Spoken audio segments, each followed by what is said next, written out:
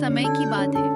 पालमपुर नाम के एक छोटे से गांव में पवन नाम का एक गरीब लड़का अपने पिता किशोर के साथ रहता था। दोनों की हालत बहुत खराब थी। घर में कभी कभी तो एक वक्त का खाना भी मुश्किल से मिलता था। भूख और मजबूरी। एक दिन पवन बहुत भूखा था, लेकिन घर में खाने को कुछ भी नहीं था।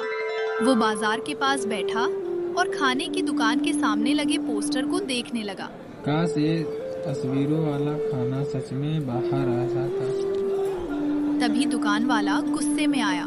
अरे ओ लड़के, यहाँ क्यों बैठा है? लोग तुझे देखेंगे तो मेरी दुकान पर नहीं आएंगे। ठीक है काका, मैं जाता हूँ। पवन उदास होकर वहाँ से चला गया। घर पहुँचते ही, कहाँ था बेटा? मैं काम ढूंढने जा रहा हूँ, तू घर पर रहना। ठीक है पिताजी। किशोर काम की तलाश में निकल गया और पवन अकेला घर में बैठा भूख से परेशान होकर पवन बाहर खेलने चला गया। खेलते खेलते वो जंगल के पास पहुंच गया। तभी उसे झाड़ियों में कुछ चमकता हुआ दिखा। ये क्या है? वो पास गया तो देखा एक बहुत सुंदर चमकदार कलम पड़ी थी। वाह, कितनी सुंदर कलम है। वो उसे उठाकर घर ले आया। अगली सुबह पवन ने सोचा, चलो इस कलम से कुछ बनाकर देखता हूँ। उसने कागज पर एक फूल बनाया और तभी वो फूल कागज से बाहर आ गया। अब तो मजा आ गया। अब उसने खाने का चित्र बनाया और वो खाना भी बाहर आ गया।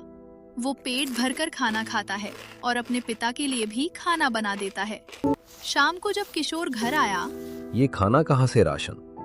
पिताजी, मैंने ही बनाया है जादुई कलम से। पहले तो किशोर को यकीन नहीं हुआ, लेकिन जब उसने खुद देखा तो हैरान रह गया। कपड़े, पैसा, सब कुछ। धीरे धीरे उसके मन में लालच आ गया और वो कलम से हर चीज बनाने लगा। अगले दिन सारा सामान गायब हो गया। पिताजी, लगता है ये चीज एक ही दिन रहती है। अब किशोर रोज सामान बनाने लगा, लेकिन उसे बहुत थकान होने लगी। ये तो मजदूरी से भी ज्यादा मुश्किल है। तभी पवन को एक आइडिया आया। पिताजी, हम इस कलम से खाना बनाकर ढाबा क्यों नहीं खोल देते? अरे वाह, ये तो बढ़िया आइडिया है। अगले दिन दोनों ने छोटा सा ढाबा खोला। किशोर कलम से खाना बनाता, पवन ग्राहकों को सर्व करता। धीरे धीरे पूरे गांव में उनके खाने की खुशबू फैल गई। लोग दूर दूर से आने लगे। कुछ ही दिनों में उनका ढाबा बहुत चलने लगा। बेटा, तेरी वजह से हमारी जिंदगी बदल गई। ये सब आपकी मेहनत है पिताजी। कलम ने काम करना बंद कर दिया। पिताजी, इसका स्याही खत्म हो गया। दोनों थोड़े घबरा गया, लेकिन किशोर मुस्कुराया। बेटा, जादू ने हमें रास्ता दिखाया, लेकिन आगे हमें मेहनत करनी होगी।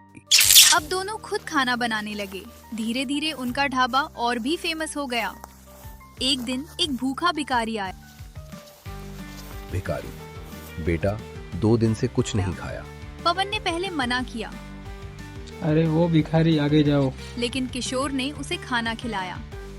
बेटा, दूसरों की मदद करने से ही असली खुशी मिलती है। अब पवन और किशोर गांव के सबसे बड़े ढाबा मालिक बन गए और हर दिन गरीबों को मुफ्त खाना खिलाने लगे।